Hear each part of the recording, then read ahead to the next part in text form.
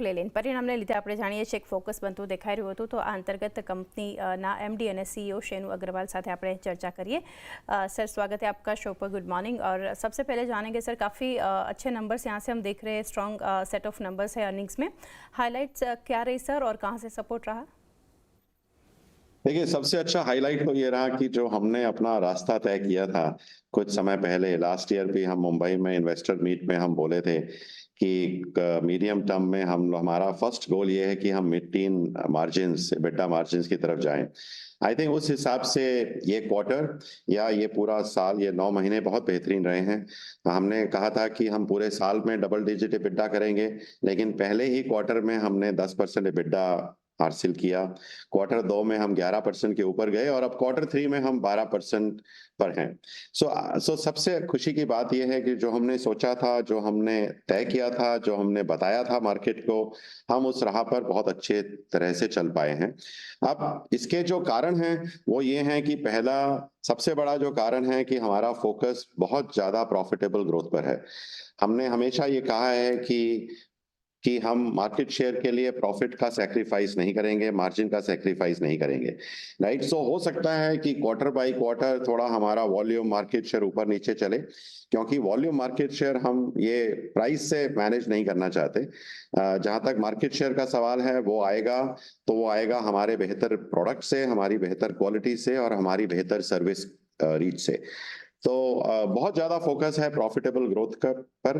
Pricing discipline हो या cost savings हो या किसी भी तरह का और फैक्टर हो, तो सब पर कंपनी का इस वक्त फोकस है.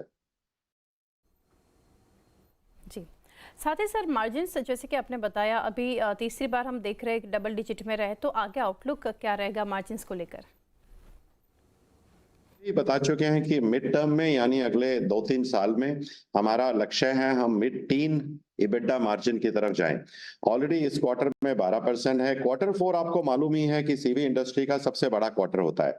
क्वार्टर 3 के मुकाबले क्वार्टर 4 में लगभग 30 से 50% गाड़ियां ज्यादा बिकती हैं. तो हमको वो इकोनॉमी ऑफ स्केल तो आएगा ही क्वार्टर 4 में. इसके अलावा जो हमारे कॉस्ट एफर्ट्स चल रहे हैं उस पे भी हम लोग बेहतर ही करेंगे आगे आने वाले समय में. और जो हमारा प्राइसिंग पे डिसिप्लिन है या जो हमारा अटेम्प्ट है कि हम बेहतर से बेहतर प्राइस कैसे निकालें मार्केट से, उस पर भी हमारा पूरा जोर जारी है. इनफैक्ट जनवरी में हमने ऑलरेडी थोड़ा सा प्राइस इंक्रीज कर लिया है. तो हमें पूरी आशा है कि जो अभी तक करके दिखाया है इस साल में, उससे बेहतर ही करके दिखाएंगे क्वार्टर 4 में. शेनु सर, अब जानेंगे ऑर्डर बुक के बारे में. काफ़ी स्ट्रॉन्ग है ऑर्डर बुक भी, तो अभी नेक्स्ट स्टेप जो रहेगा एग्जीक्यूशन को लेकर, डिलीवरी को लेकर, तो वहाँ पर क्या स्थिति है अभी? देखिए, अशोक लेलैंड पूरा एग्जीक्यूशन फोकस्ड कंपनी है अभी. हम लोग कैपेसिटी के हिसाब से हमारे पास ऐसा कोई प्रॉब्लम नहीं है, चाहे वो डीजल का बस हो, डीजल ट्रक हो, इलेक्ट्रिक गाड़ी हो. कैपेसिटी हमारे पास काफी है और जैसा भी मार्केट में डिमांड अभी आता है, हम लोग सक्षम हैं कि उसको पूरा कर पाएं. आप सही कह रहे हैं कि डिफेंस इस साल हमारे लिए बहुत बेहतर बिजनेस साबित हुआ है. डिफेंस बिजनेस में लास्ट ईयर के मुकाबले हमने 300% से ज्यादा बेहतर किया है अपना नंबर. अभी ऑलरेडी हम लगभग 580 करोड़ का रेवेन्यू डिफेंस बिजनेस में पहले 9 महीने में कर चुके हैं. हमें आशा है डिफेंस में, पावर सॉल्यूशन बिजनेस में, स्पेयर पार्ट्स में, एलसीवी में, हम हर बिजनेस के अंदर ये साल हमारा एक रिकॉर्ड ईयर साबित होगा. ओके, तो सर एक्सपोर्ट सिनारियो अभी क्या बनता दिख रहा है? कोई रिकवरी के वहाँ से संकेत मिलते दिख रहे हैं? आउटलुक क्या रहेगा एक्सपोर्ट में? देखिए, एक्सपोर्ट्स मार्केट अभी भी थोड़ा मिक्स्ड बैग जैसा सिचुएशन है. कुछ मार्केट्स में हमें पॉजिटिव मोमेंटम दिखाई दे रहा है. जो मार्केट्स पिछले साल या उससे पहले बहुत डाउन थी, जैसे श्रीलंका में हमें थोड़ा पॉजिटिव मोमेंटम अभी दिखाई दे रहा है. बांग्लादेश हालांकि अभी सरफेस पे कुछ नहीं है, लेकिन क्योंकि अभी वहाँ कंट्री में नए इलेक्शन हुए हैं, वहाँ की गवर्नमेंट दोबारा आई है सरकार बनाने, तो वहाँ भी हमें उम्मीद है कि बांग्लादेश भी फ्यूचर में अच्छा करेगा. लेकिन जहाँ अभी हमारा फोकस है, क्योंकि ये मार्केट्स तो डाउन है, 40-50% डाउन है, तो जो हमारा फोकस है वो हमारा फोकस मिडल ईस्ट में, जीसीसी कंट्रीज में, अफ्रीका में, वहाँ हमारा बहुत फोकस है. इसीलिए आप देखेंगे कि हालांकि हमारे जो पीयर्स हैं उनका एक्सपोर्ट बहुत ड्रॉप हो रहा है, अभी भी।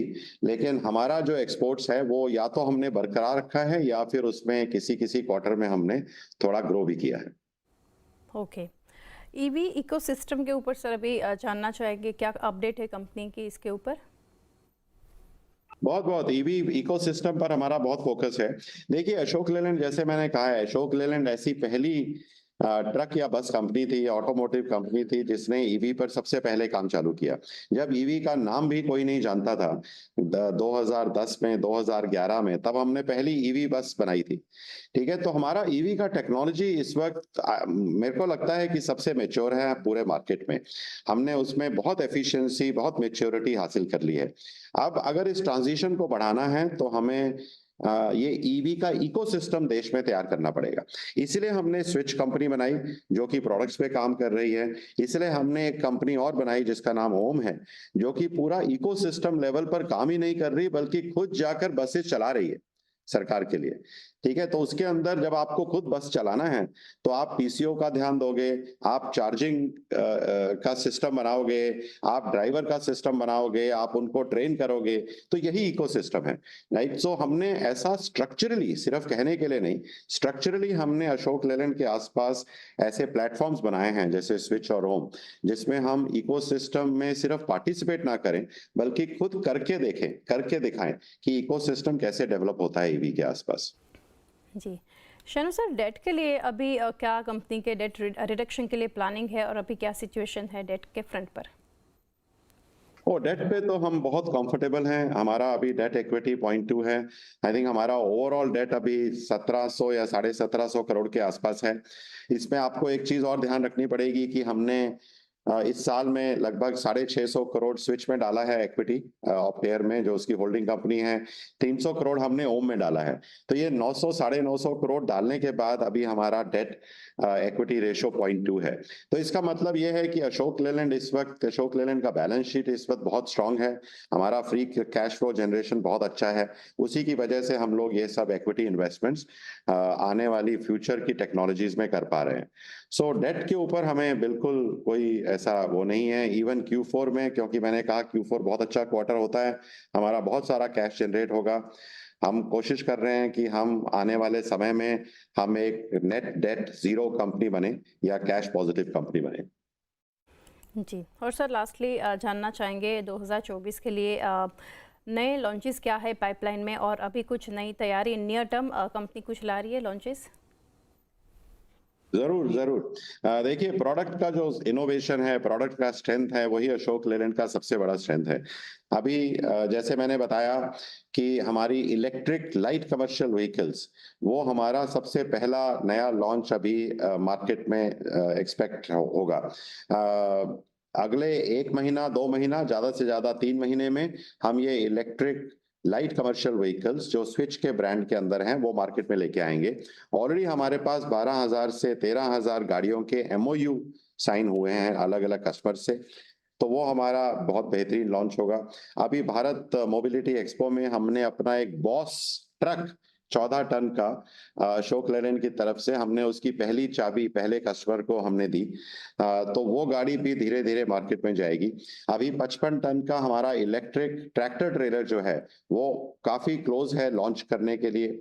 ऑफ कोर्स हम उसको मार्केट में मास लॉन्च नहीं करेंगे, लेकिन सेलेक्टिव कस्टमर, सेलेक्टिव ज्योग्राफीज में हम लोग उसको उतारेंगे और कस्टमर के साथ मार्केट में कुछ ट्रायल्स करेंगे।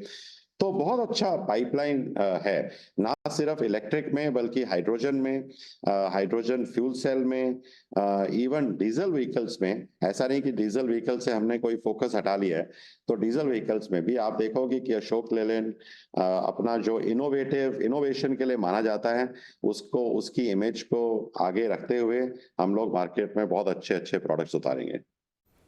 जी शानू सर, बहुत शुक्रिया, काफ़ी डिटेल्स हमारे साथ शेयर किए। Thank you again and best wishes for coming quarters.